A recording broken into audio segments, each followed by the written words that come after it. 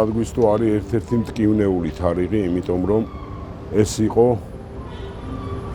არა დაახლოების, არამედ დაშორიშორების კიდევ ერთი ზღუდე. იმის შემდგომ მთელი ჩვენი არსით და მრწამსით ვცდილობთ იმას, რომ რაც შეიძლება ნაკლებ მტკივნეულად გადავლახოთ ეს ტკივილი, ეს ემოციური ფონი და ჩვენ შვილებს მივცეთ საშუალება და უნარი ერთად თანაცხოვრების ერთ ძლიერ და თავისუფალ სამშობლოში. ჩვენ მდგევართ აქ ჩვენი გმირების მემორიალურ დაფასთან.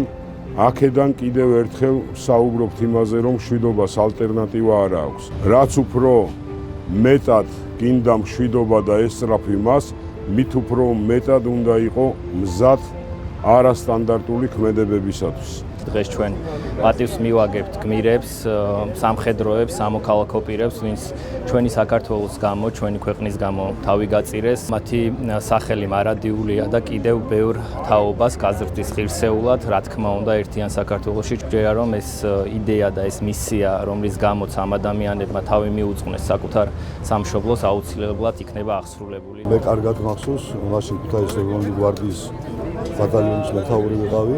ძნელად აღსაქმელი არის, რამე თუ ჩვენ ვიცით აი ამას რა მოყვა, რა შედეგები მოყვა, რამდენი ადამიანის მსხვერპლი.